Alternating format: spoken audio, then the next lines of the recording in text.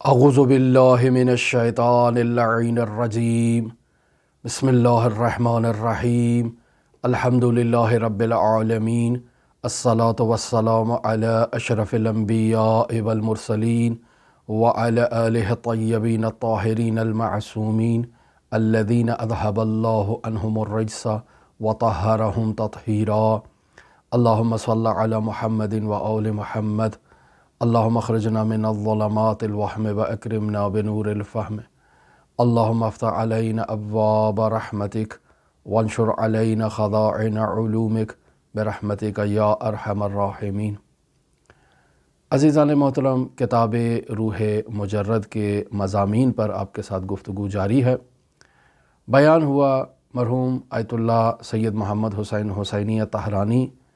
زیارتی سفر پر مرحوم ہاشم حداد کی دعوت پر شام گئے اور 10 دن مرحوم ہاشم حداد سے ان کی وہاں ملاقات رہی۔ آیت اللہ طہرانی بیان کرتے ہیں کہ ان 10 دنوں میں مرحوم ہاشم حداد سے جن موضوعات پر گفتگو ہوئی اس کا محور توحید تھا۔ عزیزان محترم، جب دو افراد آپس میں ملتے ہیں، ملاقات کرتے ہیں، تو گفتگو کا محور دو طرفہ دلچسپی کے معاملات ہوتے ہیں کہ دونوں کی جس موضوع پر دلچسپی ہو اس موضوع پر گفتگو کی جاتی ہے۔ لیکن اگر ایک انسان اپنی دلچسپی کا موضوع بیان کرے جس میں دوسرے کو کوئی انٹرسٹ نہ ہو، دلچسپی نہ ہو، کوئی فائدہ نہ ہو، تو یقینی بات ہے ایک آدمی گفتگو کرتا جائے گا اور دوسرا شخص اسے سنی انسنی کر دے گا۔ لہٰذا ہماری بطور معمول گفتگو اور محفلیں بطالت پر مشتمل ہوتی ہیں، لغویات پر مشتمل ہوتی ہیں، غیبت پر مشتمل ہوتی ہیں، ادھر ادھر کی فضول باتوں پر مشتمل ہوتی ہیں۔ لیکن جب اللہ کے بندے آپس میں بیٹھتے ہیں، ایک دوسرے کے ساتھ جب وہ گفتگو کرتے ہیں، تو چونکہ دونوں طرفوں کا جو دلچسپی کا موضوع ہے وہ توحید ہے، وہ ولایت ہے، وہ مودت و محبت ہے، اللہ سے ہو، اللہ کے رسول سے ہو، اللہ کے ولی امر سے ہو،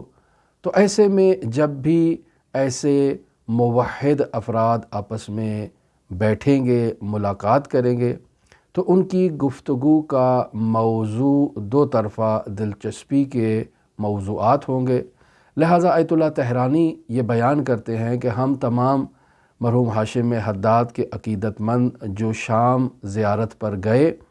اور مرحوم ہاشم حداد کے ساتھ وہاں کی مقدس مقامات کی ہم نے زیارت کی، تو اس تمام مدت میں ہمارا دلچسپی کا جو موضوع تھا وہ توحید تھا، لہٰذا توحیدی موضوعات پر گفتگو جاری رہی۔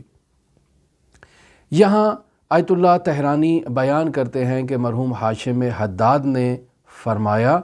کہ دعائے ابو حمزہ صومالی جسے بطور معمول رمضان المبارک کے سحر کے اوقات میں تلاوت کیا جاتا ہے، جس میں امام زین العابدین علیہ الصلاۃ والسلام خداوند متعال سے دعا کر رہے ہیں، تقاضا کر رہے ہیں، تو وہاں دعا کے آخر میں جو آخری پیراگراف ہے اس میں امام زین العابدین علیہ الصلاۃ والسلام خداوند متعال سے گفتگو کر رہے ہیں، ایماناً تباشر بہی قلبی،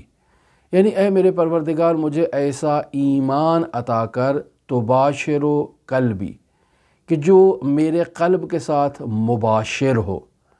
تو یہاں آیت اللہ طہرانی اس نقطے کو مرحوم ہاشم حداد سے نقل کرتے ہیں اور دعا کے ان فقرات کو یہاں کوڈ کر رہے ہیں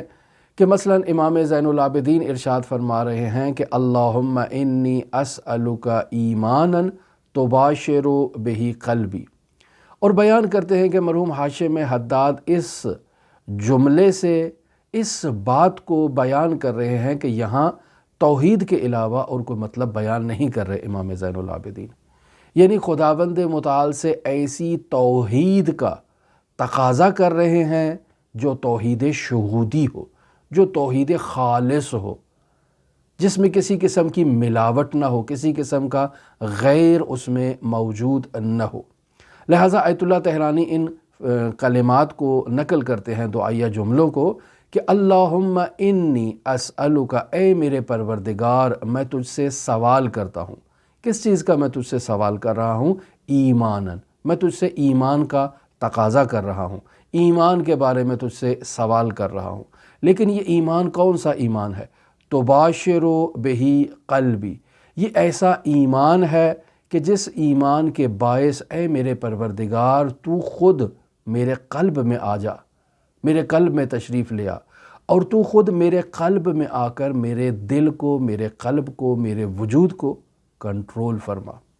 اور پھر امام فرما رہے ہیں وَيَقِينًا، یعنی اللہم انی اسألک یقیناً، اے میرے پروردگار میں تجھ سے یقین کا مطالبہ کرتا ہوں اور یقین کے بارے میں سوال کرتا ہوں، حتی اعلم انہ یصیبنی الا ما کتبت لی، اے میرے پروردگار میں تجھ سے یقین کا تقاضا کرتا ہوں، ایسا یقین جس کے باعث مجھے معلوم ہو کہ مجھ تک کوئی چیز بھی نہیں پہنچ سکتی ہے مگر جو تو نے میرے لیے مقدر فرمائی ہے، الا ما کتبت لی، جسے تو نے میرے لیے مقدر کر دیا ہے وہی تو مجھے عطا کرے گا اور مجھ تک وہی چیز پہنچے گی، اور جسے تو نے میرے لیے مقدر نہیں فرمایا ہے میں لاکھ محنتیں کر لوں، زحمتیں کر لوں، دعائیں کر لوں، اے میرے پروردگار وہ مجھ تک نہیں پہنچے گی چونکہ تو نے میرے لیے اسے مقدر نہیں فرمایا ہے۔ پھر ارشاد فرماتے ہیں وَرَزِّنِي مِنَ الْعَيْشِ بِمَا قَسَمْتَ لِي یا ارحم الراحمین، اے میرے پروردگار میں تجھ سے سوال کرتا ہوں، میں تجھ سے تقاضا کرتا ہوں کہ تو نے میرے لیے جس مقدار میں زندگی کو معین فرما دیا ہے اس مقدار پر تو مجھے راضی فرما، کہ میں راضی ہو جاؤں۔ تو نے میرے لیے 40 سال 50 سال زندگی لکھی ہے، اے میرے پروردگار میں اس 50 سال پر راضی ہو جاؤں، تجھ سے ناراض نہ ہوں کہ تو نے مجھے 100 سال کیوں نہیں دی، تو نے مجھے 1000 سال کیوں نہیں دی۔ اے میرے پروردگار جو تو نے میرے لیے عیش، میرے لیے زندگی جو تو نے مقدر فرما دی ہے میں اس پر تجھ سے راضی ہو جاؤں۔ یا ارحم الراحمین، اے میری وہ پروردگار جو بڑا مہربان ہے، جو بڑا غفور ہے، جو بڑا رحیم ہے، اس ذات سے امام زین العابدین علیہ السلام یہ دعا کر رہے ہیں اور یہ تقاضا کر رہے ہیں۔ یہاں آیت اللہ طحرانی مرحوم حاشم حداد کے جو جملے ہیں کہ اس کلمات سے صرف اور صرف توحید خالص مراد ہے، ایک ایسی توحید مراد ہے کہ جس میں انسان خود خداوند متعال کو اپنے وجود میں مشاہدہ کرے، جسے توحید شہودی کہا جا رہا ہے۔ اور توحید شہودی کے بارے میں مرحوم حاشم حداد بیان کر رہے ہیں کہ جب تک انسان توحید شہودی کے مقام پر فائز نہ ہو وہ معارف الہیہ کو درک نہیں کر سکتا ہے۔ لہٰذا آیت اللہ طحرانی یہاں بیان کر رہے ہیں کہ یہ جو عربی زبان میں کلمہ تباشر استعمال ہوا ہے یہ ہے باشرہ یباشر مباشرتاً، یہاں جسم کی کھال کا، جسم کی چمڑی کا کہیں پہنچانا مراد ہے اس کلمے سے۔ اور سورہ بقرہ کی آیت نمبر 187 میں خداوند متعال جہاں خواتین سے نکاح کے بارے میں اور شادی اور ازدواجی تعلقات کے بارے میں بیان فرما رہا ہے، وہاں بھی خداوند متعال نے جو کلمہ استعمال کیا ہے وہ ہے باشروہن، یعنی ان کے ساتھ مباشرت کرو، یعنی ان کے ساتھ جمع کرو۔ اور عزیزان محترم مباشرت اور جمع کیا ہے؟ ایک جسم کی چمڑی کا اور کھال کا دوسری جسم کی چمڑی اور کھال کے ساتھ جا کر ملنا، یہی تو مباشرت ہے کہ ایک انسان کے بدن کا دوسرے انسان کے بدن کے ساتھ ملنا مباشرت ہے۔ پس یہاں امام زین العابدین علیہ السلام نے اس کلمے کا استعمال کیا ہے اور خداوند متعال سے یہ تقاضا کیا ہے کہ اے میرے پروردگار مجھے ایسا ایمان عطا کر، یعنی تو خود میرے دل میں داخل ہو جا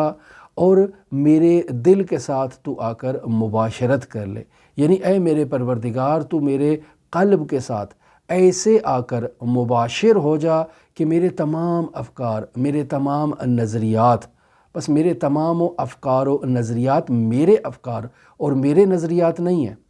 یہ تیرے مباشرت سے پہلے میرے افکار اور میرے نظریات تھے، لیکن اے میرے پروردگار جب تو نے آ کر میرے قلب کے ساتھ مباشرت کی ہے، یعنی ایسے تو آ کر میرے قلب سے مل گیا ہے، تو اس کا مطلب ہے اب میرے افکار نہیں، یہ تیرے افکار ہے، میرے نظریات اب میرے نظریات نہیں ہیں، بلکہ ان پہ تیرا رنگ غالب آ چکا ہے اور تو ان کے اوپر جو ہے وہ حکم فرمائی کر رہا ہے۔ پس حقیقت توحید یہاں بیان ہو رہی ہے، یعنی امام زین العابدین اللہ سے اس بات کا تقاضا کر رہے ہیں کہ مومن کے قلب میں اللہ ایسے بطور مباشر تصرف کرے اور مومن کے قلب کو ایسے اپنے اختیار میں لے لے۔ یہ حقیقت توحید اور اس کے تمام مراحل کی طرف اشارہ ہے کہ جو توحید ذاتی ہے، توحید اسمائی ہے، توحید صفاتی ہے، توحید افعالی ہے۔ کیا ان الفاظ سے جو امام زین العابدین علیہ السلام نے بیان فرمائے ہیں کہ اللہم انی اسألک، اے میرے پروردگار میں تجھ سے سوال کرتا ہوں ایماناً، ایسے ایمان کا سوال کرتا ہوں تباشر بہ قلبی، کہ جس ایمان کے ذریعے سے میرے قلب کے ساتھ مباشر ہو جائے، جو ایمان میرے قلب کے ساتھ ایسے آ کر میرے قلب میں رچ بس جائے کہ جس ایمان کی بدولت میرے تمام اعضاء و جوارح کے اوپر توحیدی رنگ چڑھ جائے۔ یعنی چونکہ یہ ایمان میرے قلب کے ساتھ آ کر مباشر ہو چکا ہے اور یہ ایمان تیری طرف سے مجھے رزق کے طور پر عطا ہوا ہے، یہ ایمان تیری طرف سے میرے پاس آیا ہے، بس اس ایمان پر تیری توحید کا رنگ چڑھا ہوا ہے، تیری توحید ذاتی کا، تیری توحید اسمائی کا، تیری توحید صفاتی کا، تیری توحید افعالی کا اس پر رنگ چڑھا ہوا ہے۔ اور اس قلب کے ساتھ جب یہ ایمان آ کر ایسے رچ بس جائے گا تو اس کا نتیجہ یہ نکلے گا کہ میرے تمام اعضاء و جوارح پر اس ایمان کی حکمرانی ہوگی جو تیری طرف سے آیا ہے۔ بس اس سے پہلے وہ نظریات میرے تھے، وہ اعتقادات میرے تھے، لیکن اب ان میں توحیدی رنگ آ چکا ہے اور اے میرے پروردگار وہ تیری طرف سے ہی منشعب ہو رہے ہیں اور وہ تمام نظریات تیری طرف سے ہیں۔ اب آیت اللہ تہرانی ان مطالب کو بیان کرنے کے بعد یہاں فرماتے ہیں کہ تعجب آور اس سے بھی بڑا مطلب یہ ہے کہ اگر ہم ماہ مبارک رمضان کی جو راتوں میں پڑھی جانے والی دعائیں ہیں ان دعاؤں کو اگر ملاحظہ کریں تو آیت اللہ تہرانی بیان کرتے ہیں کہ 21ویں شب سے 30ویں رمضان المبارک کی لیل تک جو دعائیں بیان کی گئی ہیں ان تمام دعاؤں میں یہی لفظ جو ہے وہ تکرار ہوا ہے، یعنی ایک دعا بیان کر دی گئی ہے کہ جس میں یہی کلمہ تباشر مباشر اس مادے سے یہ کلمہ استعمال ہوا ہے۔ اور کیوں اس دعا کو بیان کیا گیا ہے؟ کہتے ہیں کہ رمضان المبارک کا آخری عشرہ یہ وہ عشرہ ہے کہ جو باقی 2 عشروں پر فوقیت رکھتا ہے، اور رمضان المبارک میں چونکہ لیلۃ القدر ہے اور لیلۃ القدر کا قوی احتمال اسی آخری عشرے کے اندر ہے کہ ہمارے ہاں جو ہے وہ 19ویں 21ویں اور 23ویں رات کو لیلۃ القدر کے لیے منایا جاتا ہے اور 23ویں کو زیادہ اہمیت دی جاتی ہے، لیکن در واقع یہ آخری عشرہ زیادہ اہمیت رکھتا ہے۔ اس کی بنیادی وجہ کیا ہے کہ ایک مومن روزہ رکھتا ہے اور اس روزے کی بدولت وہ اللہ کا قرب حاصل کرتا ہے، اللہ سے دعا کرتا ہے، اللہ سے مناجات کرتا ہے، قرآن مجید کی تلاوت کرتا ہے، اور اس تمام اعمال کے نتیجے میں اس مومن کی روح جو ہے وہ اللہ تبارک و تعالیٰ کے لیے خالص ہو جاتی ہے۔ اب جب اللہ کے لیے خالص ہو چکی ہے تو اس آخری عشرے میں اللہ کے غیبی فیوزات سے فیضیاب ہونے کے اب اس میں اندر جو ہے وہ قابلیت آ چکی ہے، صلاحیت آ چکی ہے، لہٰذا اس آخری عشرے میں خداوند متعال سے زیادہ رابطہ کیا جائے، زیادہ دعا کی جائے اور خدا سے یہ دعا کی جائے، یہ تقاضا کیا جائے کہ اے میرے پروردگار ان تمام عالم امکان کے پردوں کو میرے آگے سے ہٹا دے تاکہ میں تیری توحید کامل کی زیارت کر سکوں اور تیری توحید کامل کے مقام تک پہنچ سکوں۔ لہٰذا ذات اقدس الہی سے اس بات کا تقاضا کیا جائے کہ اے میرے پروردگار تو میرے قلب میں تجلی فرمائے۔ یہاں حلول مراد نہیں ہے بلکہ اللہ تبارک و تعالیٰ کا انسان کے قلب میں تجلی فرمانا، یعنی انسان کے وجود توحیدی ہو جائے، انسان کا وجود توحید سے سرشار ہو جائے، اور انسان کے لیے اس سے بڑی اور کیا سعادت ہو سکتی ہے۔ لہٰذا آیت اللہ طحرانی کہتے ہیں کہ آپ خود ملاحظہ فرما لیں کہ مرحوم علامہ مجلسی رحمۃ اللہ علیہ اپنی کتاب زاد المعاد، اس کے علاوہ مفاتی اور اس کے علاوہ کتابوں میں بھی ہے، لیکن آیت اللہ طحرانی نے نیچے ریفرنس دی ہیں تمام موضوعات کے، فرماتے ہیں مرحوم مجلسی کتاب زاد المعاد کے صفحہ نمبر 72 سے صفحہ نمبر 74 تک معتبر سلسلوں کے ساتھ جو ہے وہ رمضان المبارک کے اس آخری عشرے کی راتوں میں پڑھی جانے والی ایک دعا کو حضرت امام جعفر صادق علیہ السلام سے نقل فرما رہے ہیں کہ جس دعا میں خیر دنیا اور خیر آخرت کا مطالبہ کیا گیا ہے، اور ارشاد ہوتا ہے امام جعفر صادق علیہ السلام اس دعا میں یوں بیان کر رہے ہیں کہ اسألک ان تصلی علی محمد و آل محمد، اے میرے پروردگار میں تجھ سے سوال کرتا ہوں کہ محمد و آل محمد پر اپنا درود بھیج، وَأَن تَجْعَلَ اسْمِي فِي هَذِهِ اللَّيْلَةِ فِي السُّعَدَاءِ، اے میرے پروردگار میں تجھ سے یہ سوال کرتا ہوں کہ آج کی رات میرا نام سعداء کی فہرست میں مکتوب فرما، وَرُوحِي مَعَ الشُّهَدَاءِ، اے میرے پروردگار میں تجھ سے آج کی رات یہ سوال کرتا ہوں کہ میرا نام